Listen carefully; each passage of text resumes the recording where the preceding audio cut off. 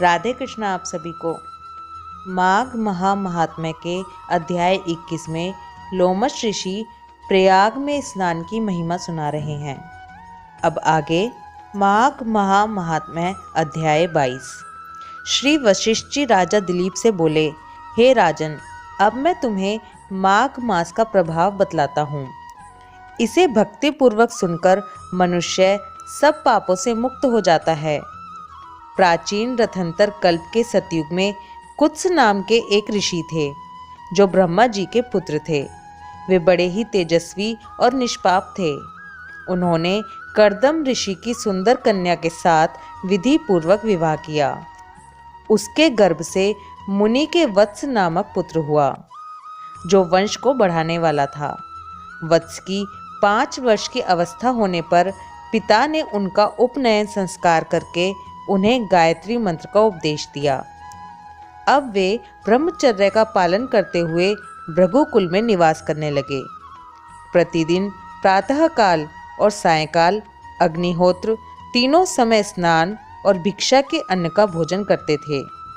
इंद्रियों को काबू में रखते, काला मृग चर्म धारण करते और सदा स्वाध्याय में लगे रहते थे।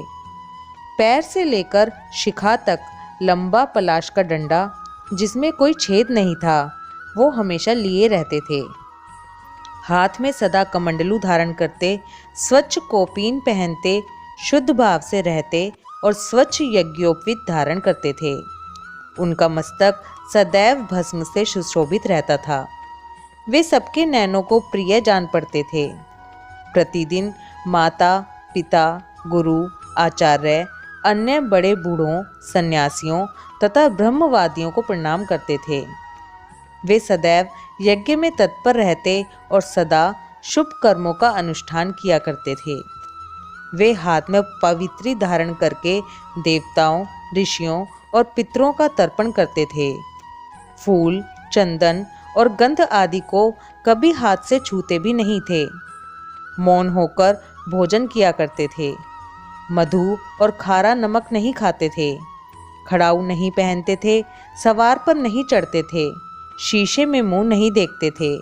नीला, लाल और पीला वस्त्र, खाट, आभूषण तथा और जो भी वस्तुएं ब्रह्मचर्य आश्रम के प्रतिकूल बताई गई हैं, उन सब का वे स्पर्श तक नहीं करते थे।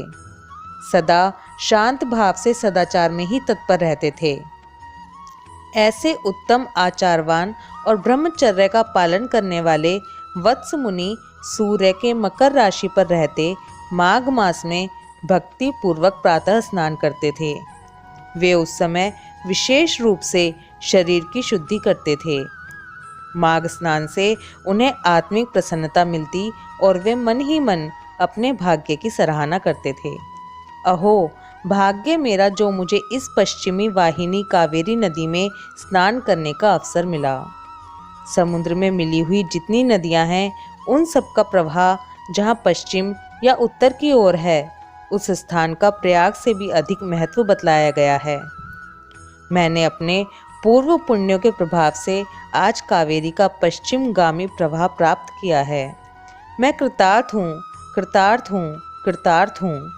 इस प्रकार सोचते हुए वे प्रसन्न चित्त से कावेरी के जल में तीनों काल स्नान करते थे। उन्होंने कावेरी के पश्चिम गामी प्रवाह में 3 साल तक माघ स्नान किया। उसके पुण्य से उनका अंतःकरण शुद्ध हो गया। वे ममता और कामना से रहित हो गए।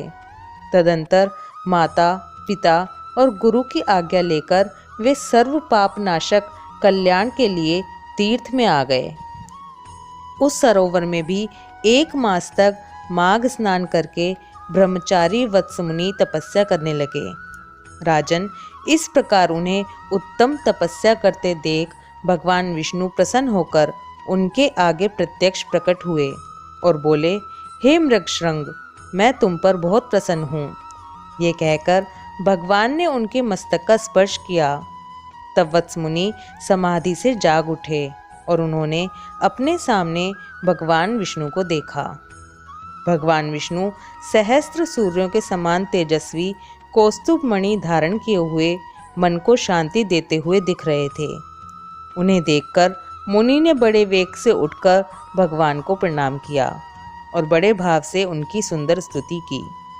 भगवान की स्तुति और नमस्कार करके वत्स मुनि भगवान के सामने हाथ जोड़कर खड़े हो गए। उस समय उनके नेत्रों से आनंद के आंसू बह रहे थे और सारे शरीर में रोमांच हो रहा था। तब श्री भगवान ने कहा, हे मृगशृंग, तुम्हारी इस स्तुति से मुझे बड़ी प्रसन्नता हुई है। माघ मास में इस सरोवर के जल में जो तुमने स्नान और तप किए हैं, इससे मैं संतुष्ट हूँ। हे मुने, तुम निरंतर कष्ट सहते सहते थक गए हो। दक्षिणा सहित यज्ञ, दान, नियम तथा यमों के पालन से भी मुझे उतना संतोष नहीं होता जितना माघ के स्नान से होता है। अब पहले तुम मुझसे वर मांगो। मुनि मृगशृंग बोले, हे देवादिदेव, संपूर्ण देवताओं द्वारा वंदित हे जगन्नाथ, आप यहाँ सदा निवास करें और सबको सब प्रकार के भोग प्रदान करते रहें। आप सदा सब जीवों को सब तरह की संपत्ति प्रदान करें। भगवान, यदि मैं आपका कृपा पात्र हूँ तो यही एक वर जिसे निवेदन कर चुका हूँ देने की कृपा करें।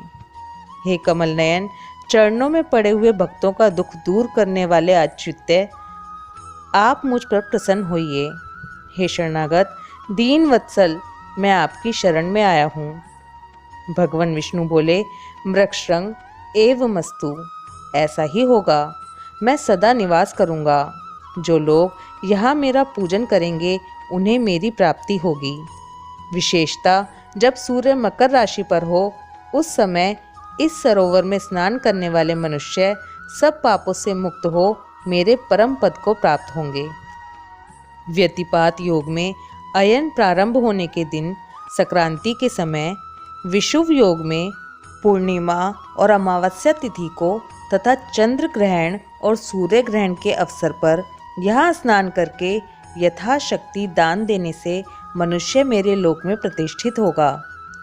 भगवान गोविंद के यूं कहने पर उन ब्राह्मण कुमार ने उन्हें पुनः प्रणाम किया और भक्तों के अधीन रहने वाले श्री हरि से फिर एक प्रश्न किया, हे कृपानिधे, हे देवेश्वर, मैं तो कुत्स मुनि का पुत्र वत्स हूँ, फिर मुझे आपने मृगशृंग कहकर क्यों पुकारा?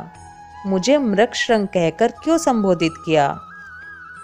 माघ महात्म्य अध्याय 22 समाप्त। ओम नमो भगवते वासुदेवाय नमः।